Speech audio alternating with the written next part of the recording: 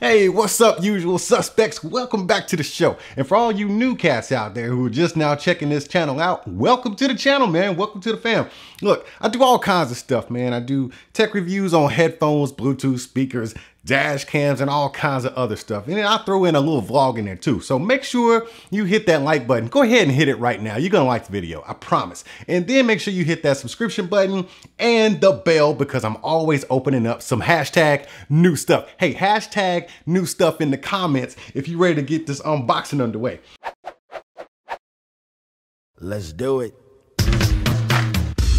Today we're opening up the A129 Duo dual channel Wi-Fi dash cam by Viofo, or I hope I said that right, Viofo or Viofo. I don't know, man. But look, I'm kind of excited about this dash cam because I got a lot of stuff here, man. Some of the stuff I've never seen involved in a dash cam before. So this is gonna be a little bit different for me too. It has, of course, a front camera, but you also have a rear camera that goes in your back dashboard.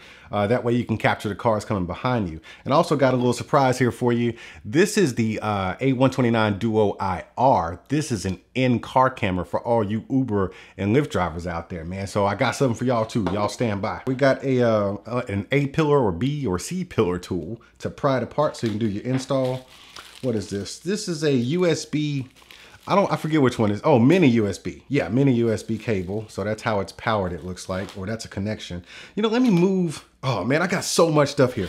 All right, so all the stuff that comes in the box is going to be right here. Yeah, okay, right here.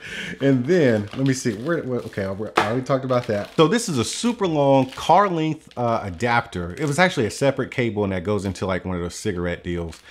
So you can power the camera up. There's so many accessories. If you have trouble hooking this thing up, it's your own fault because it looks like they give you everything that's needed. All right, so you got this cigarette lighter bad boy right here that with the USB, and it has two USB ends for powering things up. Then you have let me just open this up. Let me just tear this stuff up, man. Get it out of here because I'm OCD about messes. So we got a short cable, and then this is micro USB. No, this is mini USB. This is mini USB, but it's thicker and longer. This says connect to the rear camera. This says connect to the front camera. So that's that. I wonder what this one's for. Oh, power. Okay, so this is camera to camera, and then this is power right here. That's why it has the USB-A right there. Okay, hello. Threw me for a loop there for a second. Then you got some 3M tape here, so you can stick it up on your windshield or wherever you're putting it. Then you got some cable ties or cable organizers right here. And let's open up the cameras. All right, so this is the rear camera. So this one you mount on your back dash. And I'm gonna show y'all how to do this, man. Don't worry about it. I ain't gonna leave you stranded out there in them streets without instructions. But yeah, you put this on your back dash and it is adjustable. So you can just kind of put it up there and you just adjust it however you want to. Nice and clicky and tactile. There's that power input that I just spoke on. Here is the main camera. This is the star of the show right here. So we got to get this thing powered up. You have your sticky tape right there. You got your camera right here and you can angle that any which way you want. You got a micro SD card slot. This is a reset button. You got a mic. Looks like a fan or there's definitely a speaker here, but it looks like it has a nice little opening for a fan if it needs to cool itself off. I see Wi-Fi, record, mic, and all kinds of stuff. We'll see how this looks when we get it powered up.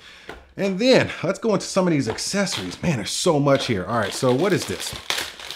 This is a hard wiring kit, man. So I'm gonna have to hardwire this bad boy into my car because I don't like wires everywhere. If you're a G, you don't want all them wires all over your dash and window and stuff. So get the hard wiring kit. All right, so you got your USB right there, and you got your, looks like, yeah, your AC battery and your ground cable. And then it ties into your USB right there. All right, we got a lot of stuff to run through. All right, and then we have, oh, the wireless Bluetooth remote control. I thought this was a lens. So it comes with a battery. All right, you got some sticky tape there. What is this remote control for? This is gonna be a long video. There's a lot of stuff here, man. It's a long, detailed video. Oh, okay, so there's already a battery in it. This is a spare battery, sweet. So whatever this is a remote. I'm not sure why you would need it, but we're gonna figure that out too. And then we have a circular polarizing lens. All right, so for those of y'all that don't know what a circular polarizer is, we use it with our cameras, like, you know, with DSLR or mirrorless cameras. Basically, it's like having sunshades for your camera. So if you got a lot of sunlight coming in through a camera, it kind of just blows everything out and it's all bright and washed out. And it's, think of your eyes. When it's on a super sunny day, you see kind of a glare on everything.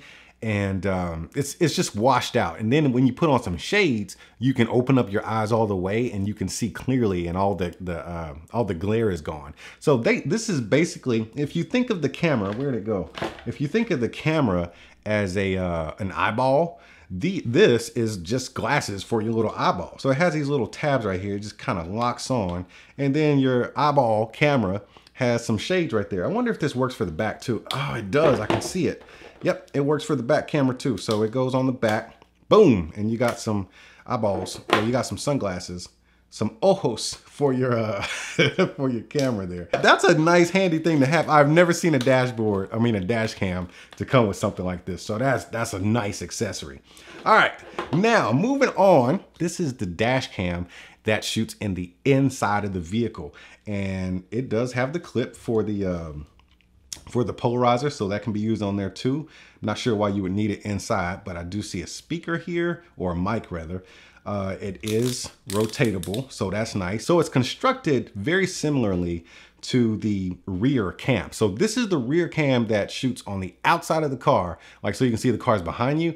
This is the inside car cam. They're very, very closely related in construction. This is just a little bit bigger, but if you see the biggest difference here, where you have these little microphones, it's been replaced with IR sensors. That means that it will see in your car at night. So when you're driving at night, Uber driver or whatever you're doing, right? My man Robbie's an Uber driver. So Robbie, this one's for you. So if you Uber in at night, you can capture the people inside of your car doing their shenanigans in the back because it has the IR things in here. That way it's lit up and it's just not some dark grainy footage that you can't see. So yeah, man, this is going to be an exciting video. Before we go outside, I have to show you some of this stuff. I had to take it to the instructions. This camera does so many things.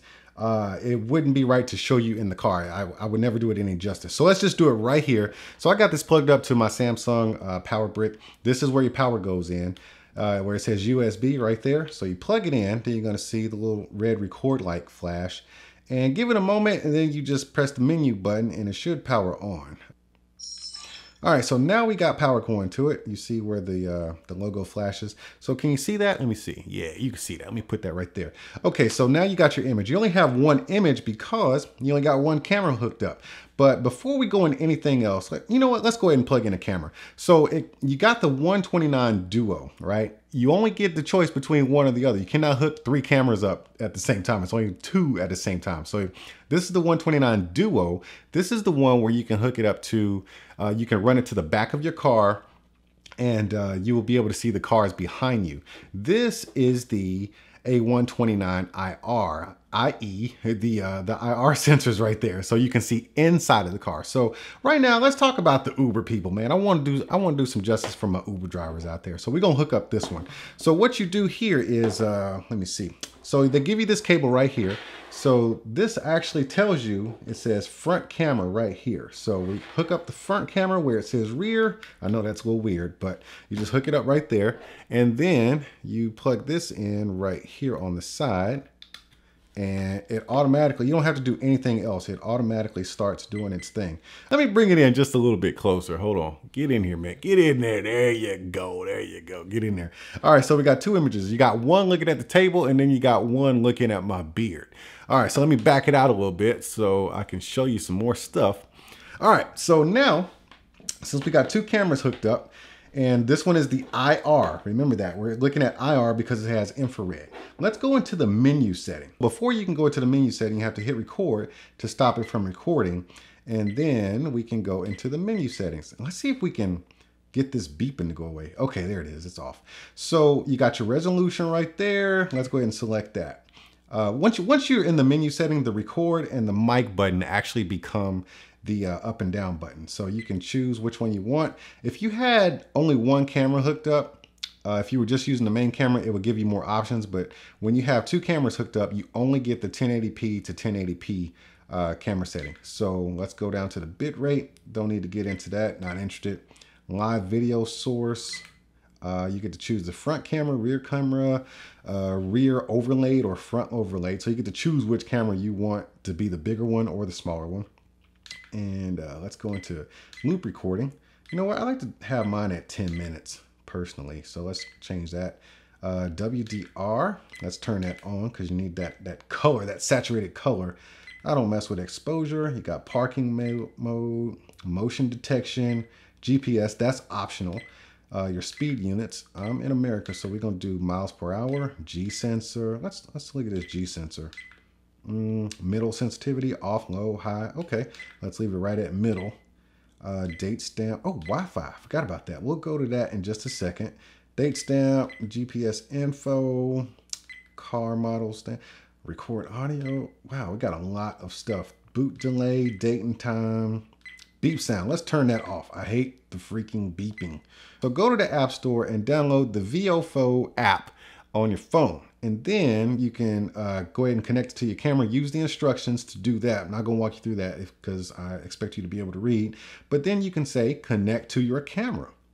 So we're connecting to the camera right now and power up the antenna. Okay, so to turn on the Wi-Fi, you can either go through the menu here and then turn it off or on. And now you got 2.4 gigahertz or 5 gigahertz. It recommends you use the 5 gigahertz. Bam, Wi-Fi.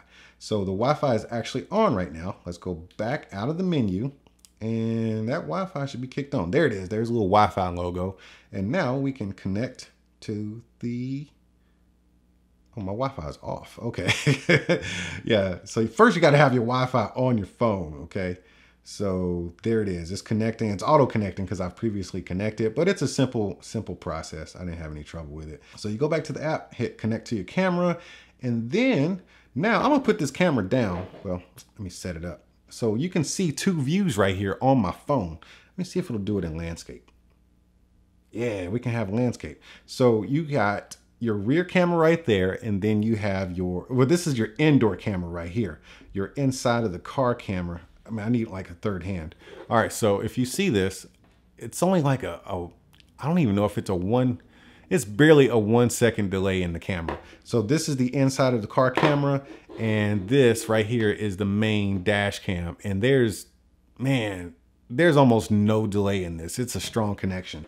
So you have that option right there. So let's go ahead and turn it back into portrait so we can walk through some of this menu stuff. So right now it is not recording, but if you want to, oh, actually it is recording. So let's stop it from recording because I can see the little flash right there. So it's not recording. Let's go into this and that'll show you all the recording that you've done, whether it be a picture or whether it be video or something like that. You can actually view it on your phone. So this is me goofing off with the camera right here. And this is all the stuff we've done earlier. So let's just check one of these out, see how it looks. Yeah, so it just, wow, okay. It captures sound and everything. So it's just capturing me goofing off. And you can actually delete all this stuff here. I won't do it right now. And then we can go into, let's wait till it's done doing its thing.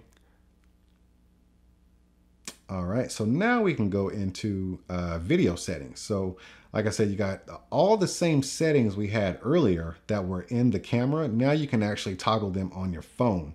So it's a lot easier to use if you're connected via Wi-Fi. So I don't really need to mess with any of this stuff because we already just went through it. Let's just open all this up, get that thing out of there. Okay, and it says, hold it for 3 seconds to pair with the camera. Let's get this screen on, see what happens. Let's just press for 3 seconds. Okay, I saw it flash red and blue, and I don't know what. Oh, wow, it's paired. Okay, so what this is useful for is you have your emergency button right here. Then this is a quick button to take a snapshot. You'll see right there if you hit it. Let's say you had an accident or something like that. You needed a quick shot at something that just happened. So you take a quick picture and you see your little alert right there saying that you took a picture. So it's saved on the memory card and it's protected. This is a remote shutter button for that. So instead of reaching up on top of your windshield trying to find this little button right here, you can actually just press this right here. So you can mount this somewhere really convenient for you to touch, and that way you don't have to reach up and fumble around trying to find that. So now let's take this thing to the car and get it installed. That way you can see some good quality road footage. So the installation process wasn't too bad, but I will warn you, those cables are thick. So yeah, you're gonna need that tool to pull back your A pillars and B pillars. Those are some thick cables. Anyways, you are currently listening to the audio coming directly from the camera. Here's my scratch test to prove it. Let me tap that. So yeah, that's the audio from the camera. So you can see how much road noise you're gonna get. This is actually a pretty quiet car, but I just wanted to give you a feel for how it picks up voices and blocks out the ambient noise. So I had to mount this thing because the cables are so thick and because of the layout of the configuration of the inputs. I set it up kind of like I would be an Uber driver. I have the main camera pointing out toward the street on the left side of the mirror of the rearview mirror, and then I have the inside camera, the cabin camera. I'm covering it up.